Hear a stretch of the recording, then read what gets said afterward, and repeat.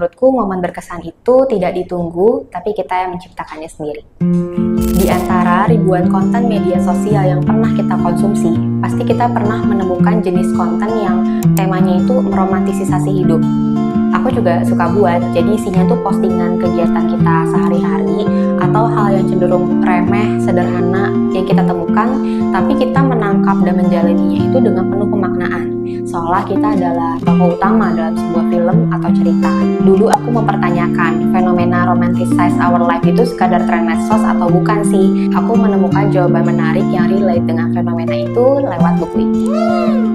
Ichigo Ichi, Seni Menghargai Setiap Momen, Kunci Kebahagiaan ala Jepang. Buku ini ditulis oleh Hector Garcia dan Frances. Mereka adalah penulis buku internasional bestseller berjudul Ikigai, tentang salah satu filosofi di Jepang juga.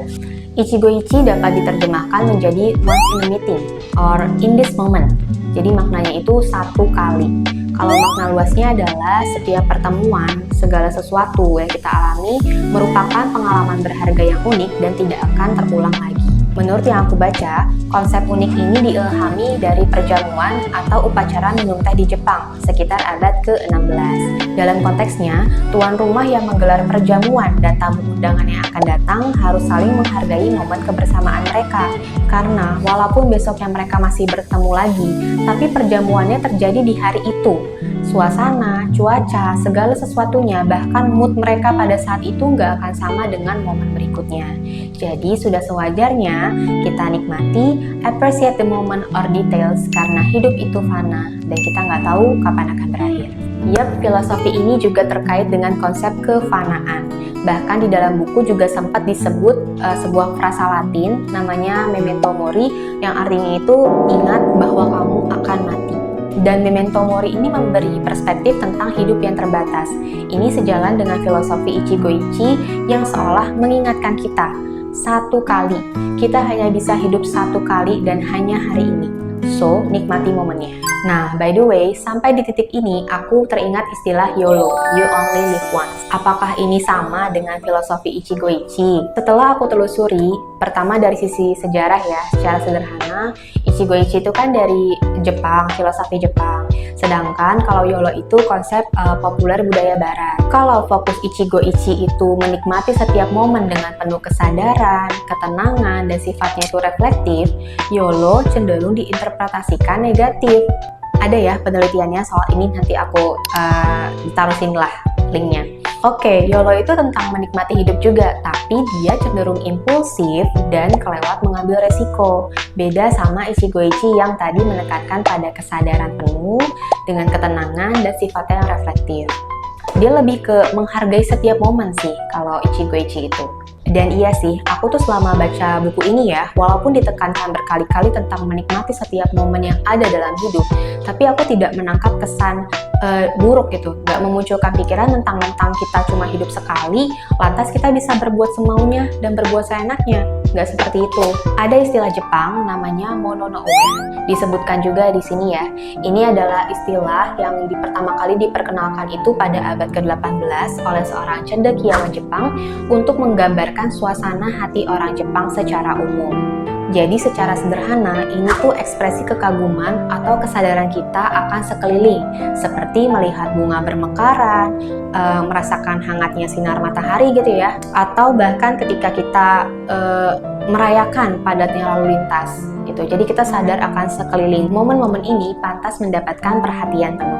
Agak mirip dengan konsep mindfulness ya, dan memang filosofi Ichigo Ichi itu juga berkaitan dengan konsep mindfulness karena menekankan kesadaran kita pada sekeliling. Oke, kita akui memang nggak semua hal di sekitar kita itu indah, tapi menyambung konsep amor fati, dan itu lagi-lagi ada di dalam buku ini ya. Buku ini tuh memuat banyak sekali konsep.